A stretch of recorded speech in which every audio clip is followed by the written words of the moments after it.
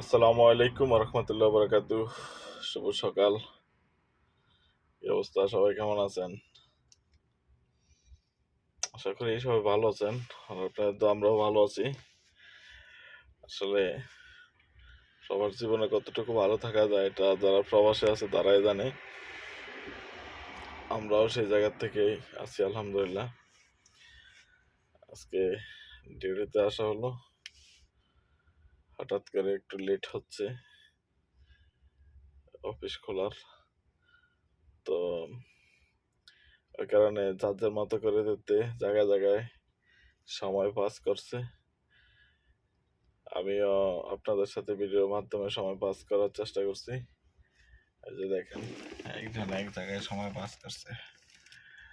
ঠিক আছে, যদি আমি দেখাই তাহলে এই যে মুরব্বী এখানে সময় পাস করছে, ঘুমাচ্ছে। শাইন ভাই কি ঘুমান? হ্যাঁ ঘুমাইতেছি এই যে মুরব্বী, ঘুমাইতেছি মুদিরাই নাই। মোদির মোদির না আসার কারণে মুরব্বী এখানে ঘুমাচ্ছে। আর ঘুম তো হবেই, কারণ একদিন ডিউটি শেষ করে পরের দিন ঘুমানোর আগে আবার ডিউটির জামা কাপড় বাইস করে ঘুমানো লাগে। একটা কথা কি জানেন, প্রবাসীরা যখন 50,000 60,000 কিংবা 1 লাখ টাকা দেশে পাঠায় তখন সবার ভালো লাগে, কিন্তু সকালবেলা যে একটা ঘুম নষ্ট করে ডিউটিতে আসে সেটা প্রবাসীরাই জানে যে কতটা খারাপ লাগে।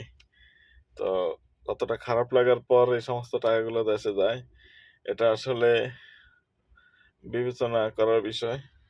কিন্তু এই বিবেচনাটা কারো ভিতরে থাকে না, থাকে শুধু একটাই যে সে টাকা কামাচ্ছে, তাকে কিভাবে কোনো একটা যায় ঝামেলায় জড়িত করে তার আত্মসম্মান এবং অর্থ অপচয় করা যায়, সেটাই হয়তো সবাই চিন্তা করে।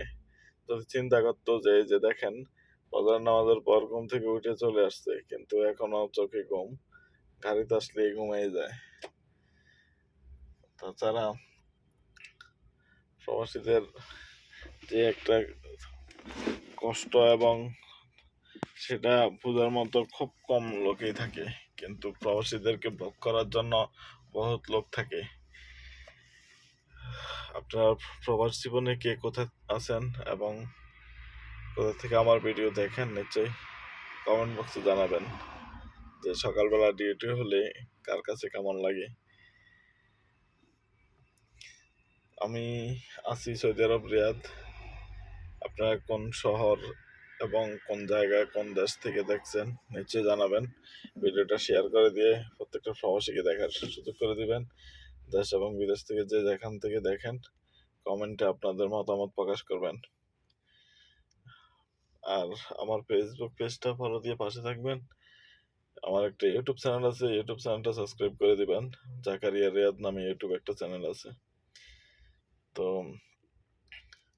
আজকের এই ভিডিওটা করার উদ্দেশ্য ছিল এটাই যে প্রবাসীদেরকে অনেকে অনেকভাবে ইউজ করার চেষ্টা করে, কিন্তু প্রবাসীদের কষ্টটার ভাগ নেওয়ার কোনো লোক থাকে না।